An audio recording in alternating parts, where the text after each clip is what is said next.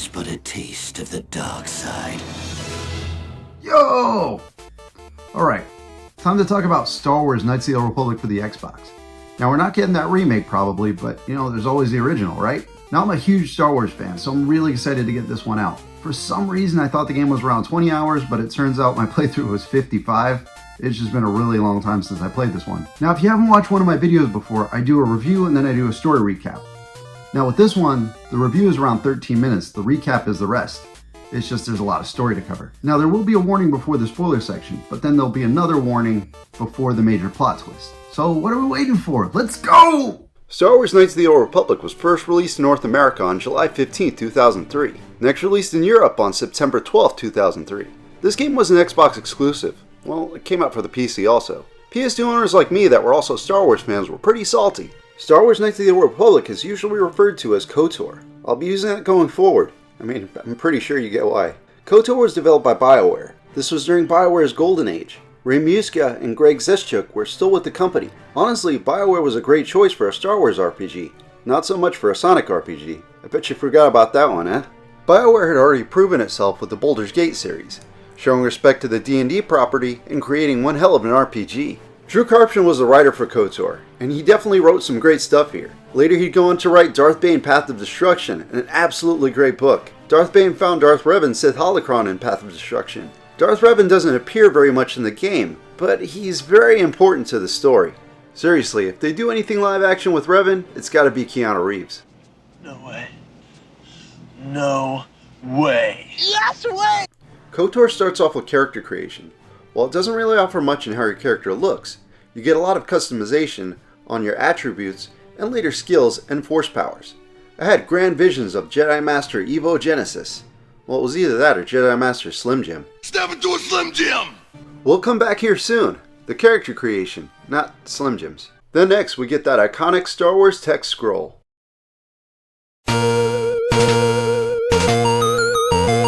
4,000 years before the rise of the Galactic Empire, the Republic is on the verge of collapse. Darth Malik's Sith fleets are blowing everything up. A Jedi-led Republic fleet is in battle with Darth Malik's Sith fleet above the planet Taris, and this is where our story begins.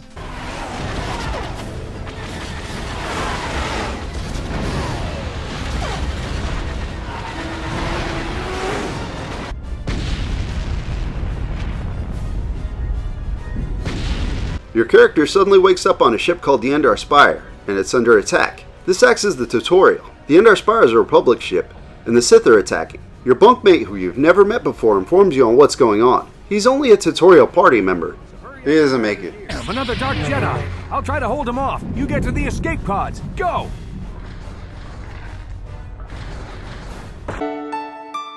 You meet up with Carth Onasi. He'll join you for the rest of the game. The two of you jump in an escape pod and head for the planet Taris.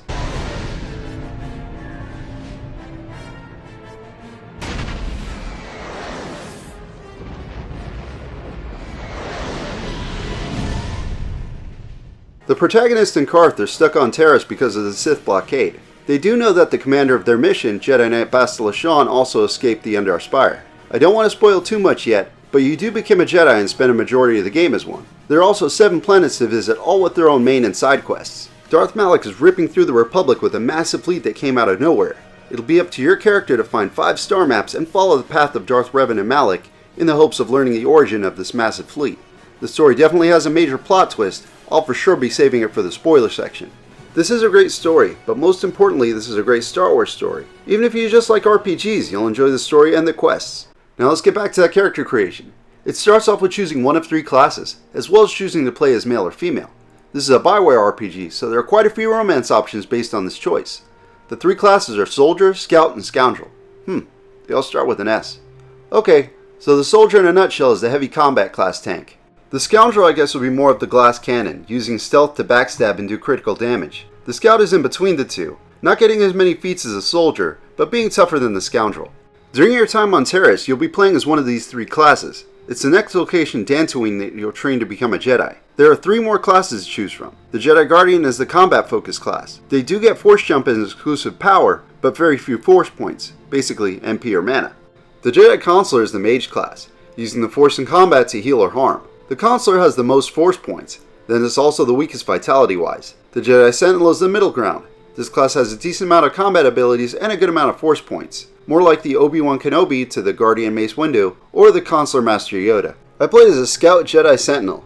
I've played as other classes on different playthroughs. After choosing a class, you choose a face and allocate points to attributes and skills. I chose this one that looked kind of like Bradley Cooper.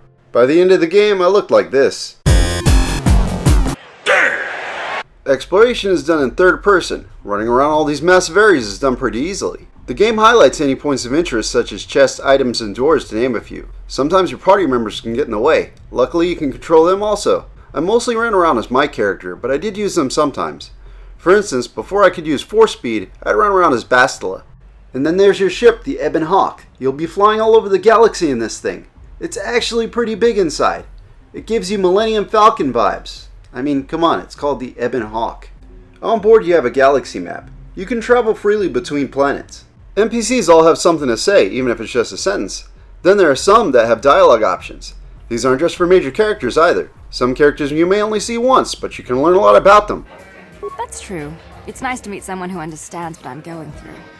It's good to talk about this stuff. It gets pretty lonely up at the military base. There are a lot of side quests in KOTOR. Even on the starting planet Terrace, I became the battling champion. I also started bounty hunting for a hut. One big thing about these side quests, or even just encounters with random NPCs, is that they can net you light and dark side points. There's an example from an earlier point in the game that isn't too much of a spoiler. The rat ghoul disease is becoming a problem on Terrace. It is. I already had to fight my way through the infected. They're kind of like Star Wars zombies. I remember Dark Horse did a crossover with all their Star Wars comics dealing with the rat ghouls. One of the comics at the time was Star Wars Knights of the Old Republic, no relation to the game. Dark Times was another really good comic book that crossed over into that event. Anyway, I'm getting off topic. Upon finding a cure for the disease, you can give it to the doctor in the upper city for a few credits and light side points. Then there's the option I went with. I sold it to a hut for a lot of credits and dark side points. Yeah, I fell to the dark side. After you become a Jedi, it fixes your appearance. This was 2003, so I think Palpatine and Vader were the only references as far as what a dark side user looked like. I ended up looking undead. Luckily I was able to throw a mask on. I've been watching you. You can be cruel and impulsive. A Jedi without self-control or training. Based on your party's alignment, they'll react to what you do. Later in the game, some of these reactions can get a little, let's just say, extreme. Speaking of the party members, there are 9. Carthonasi, Mission Vow, Zelbar, Bastila Shan, T3M4, Canderous Ordo, Juhani, Jolie Bindo, and HK-47. Statement. I wish only to be purchased and away from ill treatment at the hands of this poorly skilled mechanic. I have no desire to be subtle. Qualification. Oh, of course I shall be quite pleasant to you should you purchase me, please. All of these characters are very different, each with their own story. I liked hearing about Canderous' Mandalorian Tales of Conquest and Jolie's stories about the war with Exar Kun. This game is packed full of Old Republic lore. One thing that is pretty funny is your party members will randomly get into an argument in the middle of a dungeon. I ain't no kid. I look out for Zalbar as much as he looks out for me. Big C's my friend, not my babysitter. Geez, I come ask you a question, you give me a lecture. Don't you snap at me, Missy. You want a lecture? How's this? Only bratty little children fly off the handle because of a simple comment.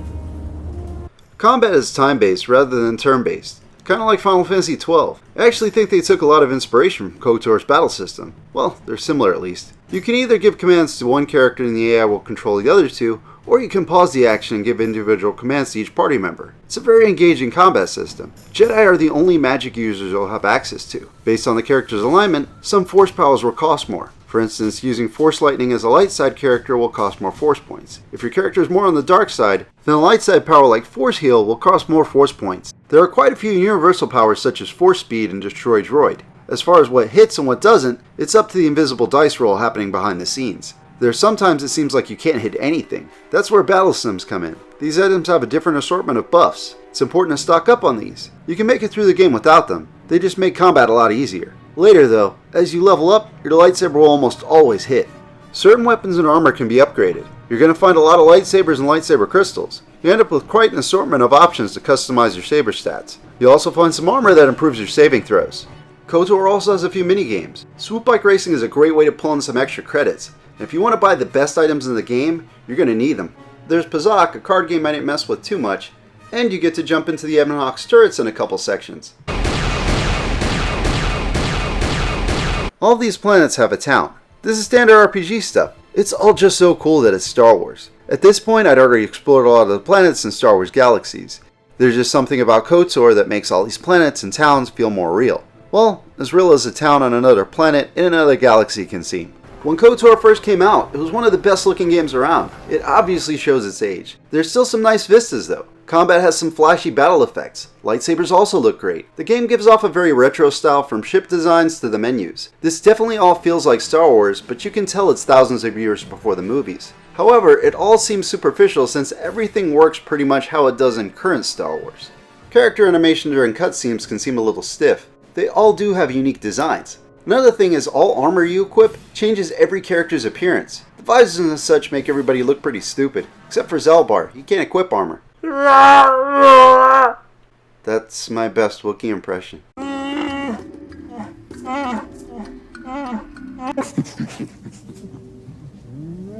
Laugh it up, fuzzball.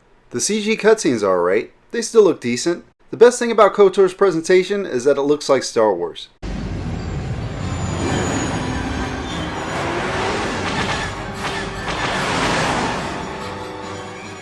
The soundtrack in KOTOR is mostly original with a few familiar tunes thrown in. Obviously the opening crawl is there. Beyond the main theme, I couldn't recall any other music in KOTOR. Then one night I just decided to listen to the soundtrack and it actually sounded pretty good separate from the game. While not on par with anything that John Williams has done, the music does really add to the immersion. The voice acting is very well done. The actors did a great job bringing all these characters to life. There are a lot of long conversations in the game, so it's a definite plus that the acting is good. HK-47, Jolie, and Candace were my favorites. Obviously the writing plays a major part. Every member of the cast does a great job with the many characters in the game. Insults? Maybe if your master had trained your lightsaber to be as quick as your tongue, you could have escaped those Vulkars, you spoiled little Jedi princess. I was not spoiled. I was given the same training as everyone else in the Order. You are nothing but...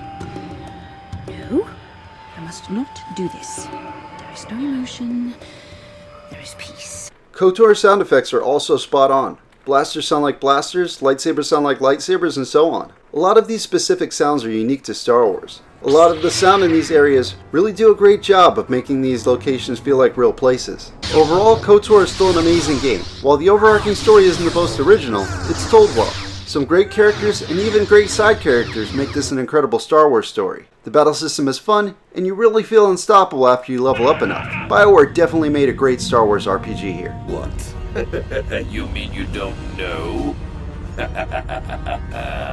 We were out, I did some scouting around.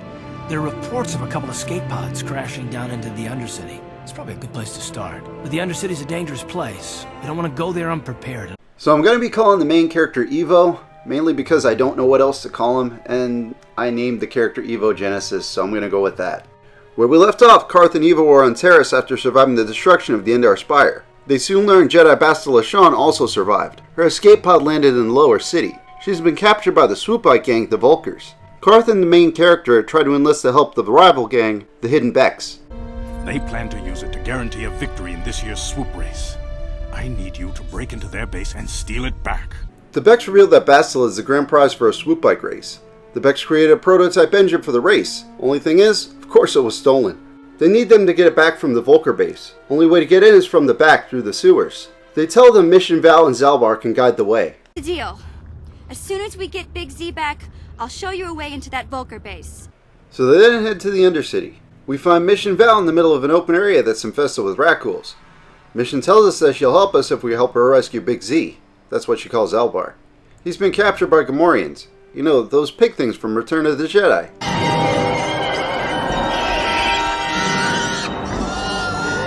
Oh, and we're getting to the Rancor. They rescue Zalbar and make their way to the Vulkar base. There's a Rancor guarding the entrance. You don't fight it though. You put a grenade in its pile of bones with some pheromones and it eats the grenade.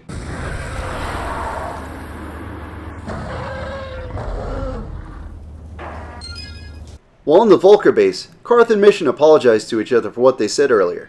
I wanted to spice things up, so I egged them on. Have to know that we don't think you're helpless. What? He just glossed over that?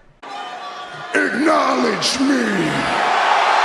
They get the engine and head back to the Hidden Beck base. They want me to ride in the race with their new experimental accelerator. They say it might blow up and they don't want to risk any of their men. Nice. I have to be honest with you. There's a reason I'm letting you take the prototype engine. The accelerator isn't stable. There's a good chance it could explode during the race. After the race, the Vulcar boss doesn't want to give up Bastila. Bastila bursts out of her cage and the two fight everyone. I might have something to say about that, Brezhik.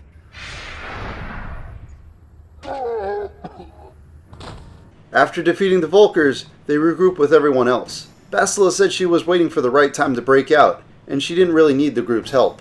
They need to get off of Terrace, but Darth Malik's Sith blockade has the planet on lockdown. The group is able to meet up with Canderous, a Mandalorian mercenary who's working for a local crime boss. My name's Canderous Ordo.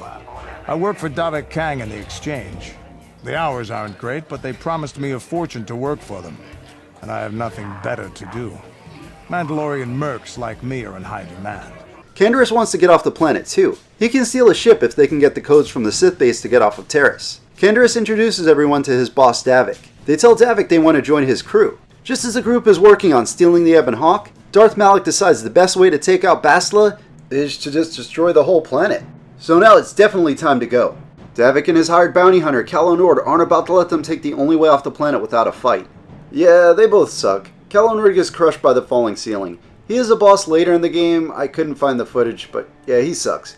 And Davik is whatever. They board the Ebon Hawk and see the planet being destroyed as they fly past the Sith blockade. They then head for Dantooine.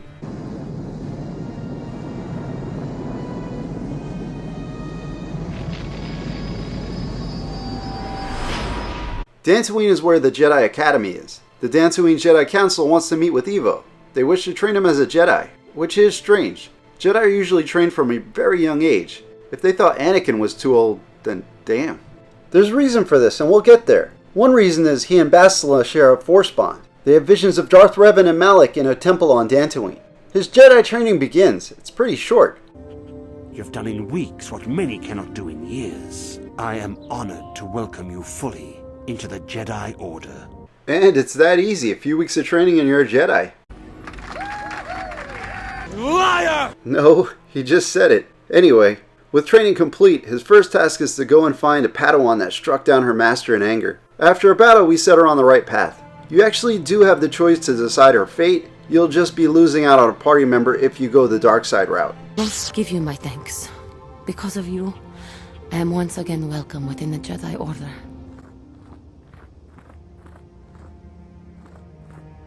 With Juhani returned to the temple, Evo is given the rank of Padawan. Lame.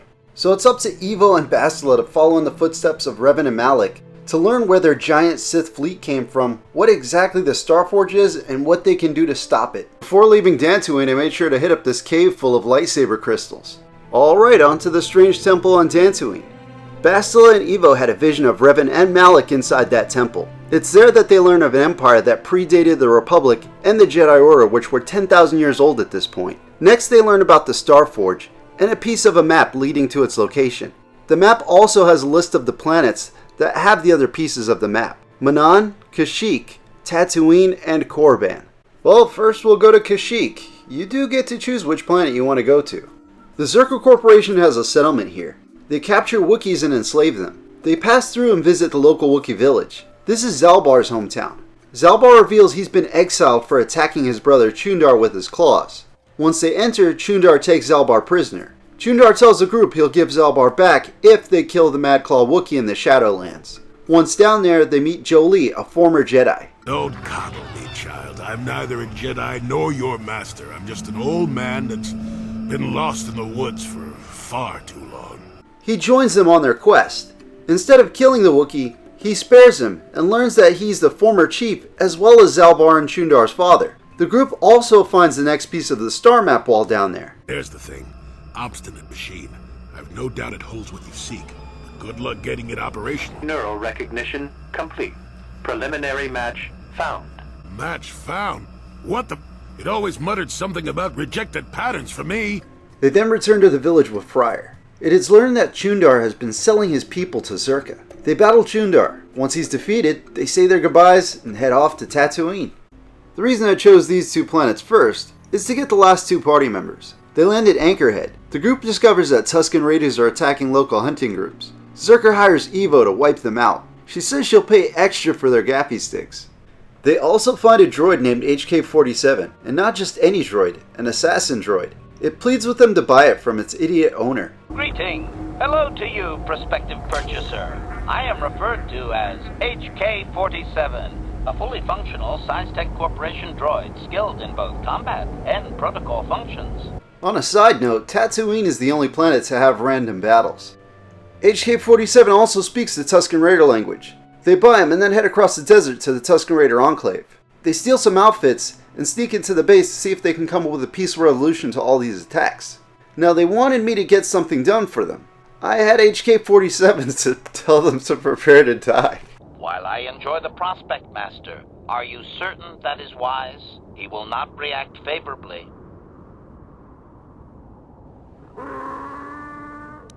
Translation. Translation. The results were predictable. He says we have tainted this place by being here. Translation. And something about your parentage and a grub worm, but he won't repeat it. Prepare for battle, Master. They're like animals, and I slaughtered them like animals. I hate them! No, I was playing a dark side character and I really wanted the money. I got rich on Tatooine. I, however, wouldn't recommend killing the raiders. I'll get into why a little later. Shortly after that, they learn the location of the star map. Only problem, it's in a crate dragon's den. They work with a local hunter to take out the dragon. Just like the Rancor, you can't fight this one, and if you attempt to, it'll one-shot you.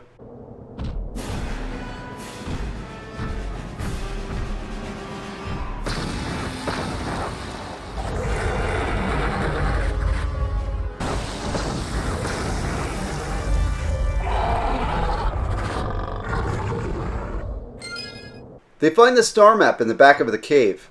Anybody else get the feeling that finding this star map in the back of this Krayt Dragon's cave is more than just a coincidence? The star map is an artifact of the dark side. The Krayt Dragon may have been drawn here by its dark power, only to be enslaved by it. I did forget to mention Malik knows what the group is up to, and the party is being hunted by Dark Jedi. Now to Korriban, the Sith homeworld. This is probably my favorite part. Also, you can gain a lot of dark side points. Evo poses as a student at the Sith Academy. He's placed into a competition with the other students. Eventually, most of them will try to come after you so you don't become the next apprentice. The jabroni of the Sith, Darth Bandon, attempts to attack us. Dude looks like a lame version of pre-jawless Malik with a goatee. It doesn't end well for him. At last, my search is over. I was beginning to fear someone else had killed you and deprived me of the pleasure. Everyone here is plotting against each other. The star map is inside the tomb of Naga Sadow. Once he's chosen as the apprentice, Evo must make his way through the tomb alone. He finds the star map and returns. Now, I didn't mean to make the headmaster and his apprentice attack me. That's just what happened. The whole academy turned on me. There were no survivors. I hate them! No, it was an accident. I was trying to be conniving like a Sith, and I was betrayed. Once again, just like on Tatooine, I don't recommend this option, so don't team up with the Headmaster's apprentice. For both Mission and Karth, you need to return to the Tusken Raider Enclave in the Sith Academy to do their character quests. If you kill all the Tusken Raiders, you can't do missions. If you kill all the Sith at the Sith Academy, you can't do Karths. So yeah, I screwed up and I couldn't complete their character quests. What have I done? So after the entire Sith Academy just waged war with the party, the Academy lost. Shortly after departing from Korriban, the Ebon Hawk is captured by a Sith warship, the Leviathan, captained by Karth's old commander, Saul Kareth. Everyone is taken prisoner. Evo, Bastila, and Karth are taken in for interrogation. It is revealed that the Sith have destroyed the Jedi Temple on Dantooine. I had T3M4 break the group out. You do get to choose which character. I just really hadn't been paying any attention to them. The party battles their way through the ship. After defeating Saul, he tells Karth something that upsets him. You didn't know, did you? Darth Malik arrives and reveals what it was that had Karth so upset. Here comes that big plot twist. Last chance in case you somehow avoided this one. Malik reveals the character you've been playing as is Darth Revan. Well, Revan at least.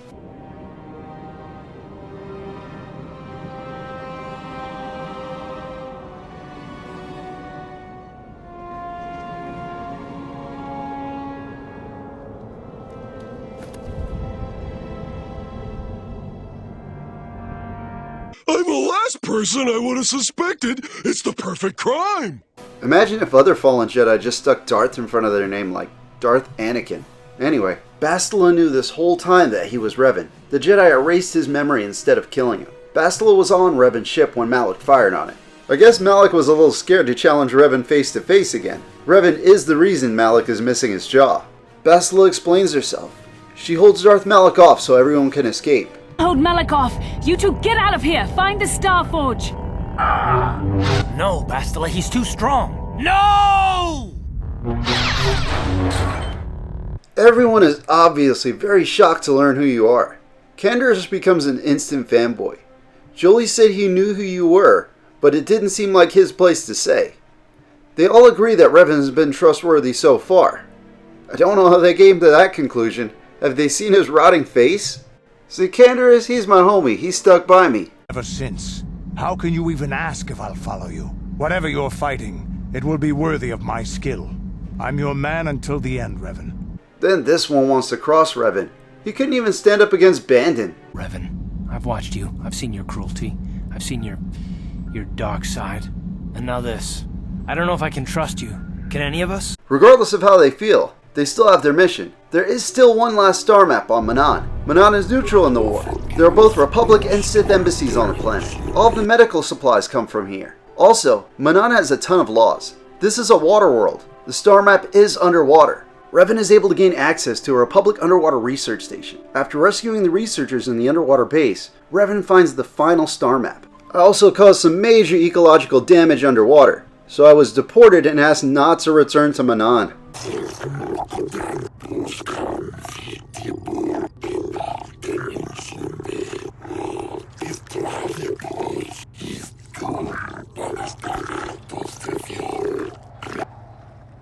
Whatever, it doesn't matter. On to the unknown planet to see what we can learn about the Star Forge. As soon as they attempt to approach the planet, the Ebon Hawk is pulled straight down. Where they land, they're surrounded by other downed ships. This is the homeworld of what was the Infinite Empire. First order of business is to get the ship repaired. Next is to get that planet-wide tractor beam thing turned off.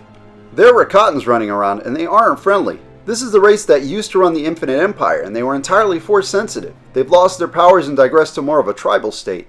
The leader of the local tribe remembers Revan and captures him. Revan was supposed to help him get inside the temple. They then release Revan to find the elders who hold the secrets to enter this temple. To be honest, I was getting a little antsy here. They dangled the dark side option in front of me like a carrot, so yeah, they all died.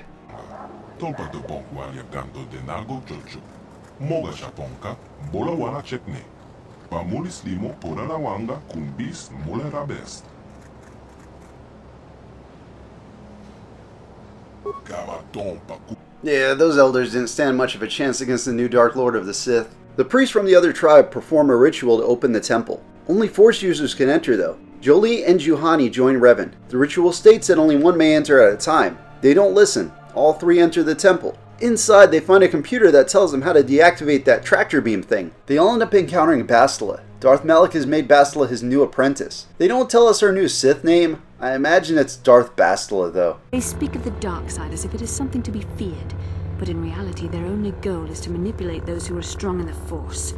So yeah, she betrayed the group and the Jedi. She belongs to the dark side. So she attacks Revan. After she's defeated, she tries to convince Revan to join forces. Come on, you know how I've been playing. I reclaim my title as Dark Lord of the Sith, Darth Revan, and I take Bastila as my new apprentice. No more of that Padawan BS. Unfortunately for them, Jolie and Juhani aren't okay with this and try to take the two Sith Lords out. It doesn't end well for them. This is the age of Darth Revan and the Sith. Don't do this, kid. I don't want to, but I'll fight you if I have to, even if it costs me my life.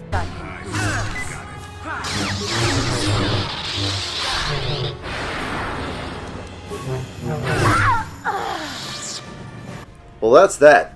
Now Revan and Bastila return to the Ebon Hawk. Karth asks where Jolie and Juhani are. They let them know that they fell before the might of Darth Revan. Bastila demands to know who will swear loyalty to the new Dark Lord of the Sith. The droids are in. Revan has returned. Who will now swear loyalty to the second coming of the Dark Lord? You're Revan, and I'll follow you anywhere. It doesn't matter who you're fighting against, I'll be at your side. Mandalorians don't have any great love for the Republic anyway.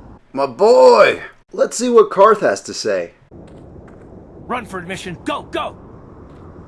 Yeah, he's doomed, stuck on that planet. What about our good buddy Zalbar? Okay, Mission, where do you stand? I'm not just gonna stand aside and do nothing. You'll just have to kill me. But I don't think you will. I don't believe you've gone over to the dark side. Not totally. I don't think you'll kill me.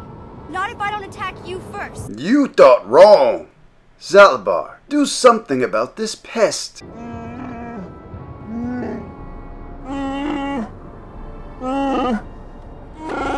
Fine, fine, I'll do it.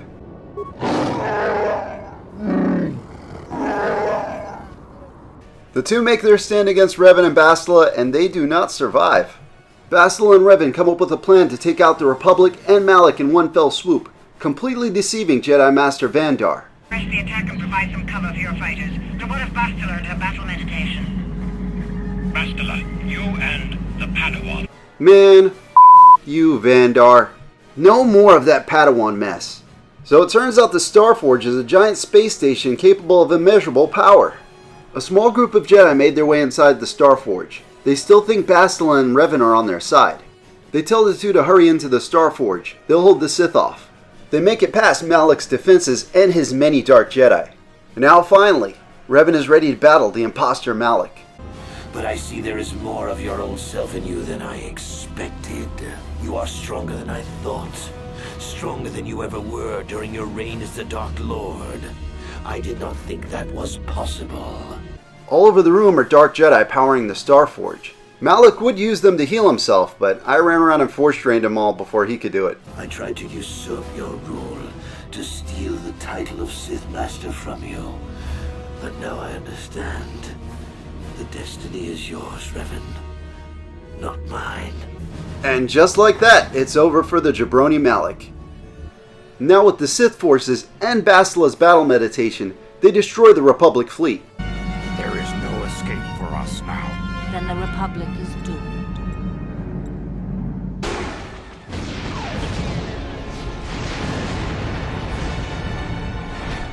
Bastila and Revan are in total control now. And now they'll terrorize the galaxy under the reign of the new Dark Lord, Revan. Alright, now that our fun with the dark side is over, let's go ahead and check out the canon ending. Okay, we're back at the battle with Bastila. She tries to tempt Revan to join her. Our boy is just and righteous. He ain't falling for that. Bastila then swears to crush him with the might of the Starforge. She then jumps into her ship and runs off to Death Jabroni.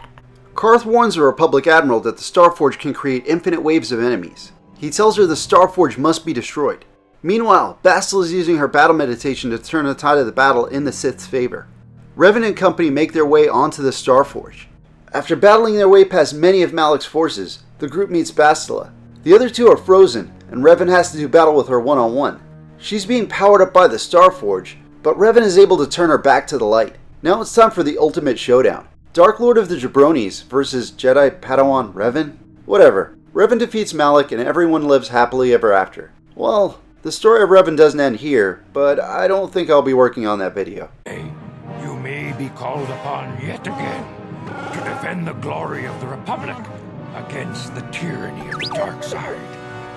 For this is the destiny of the Jedi.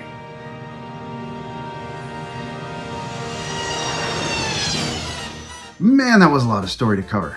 KOTOR also has a lot of great side quests and interesting conversations with party members. Well, do you have any memories of Star Wars Knights of the Republic? If you do, please leave them in the comments below. And if you've watched this much already, why not consider subscribing? Once again, thank you very much for taking time out of your day to watch my video. This was a long one, so I really do appreciate it. Please like if you liked it. Peace.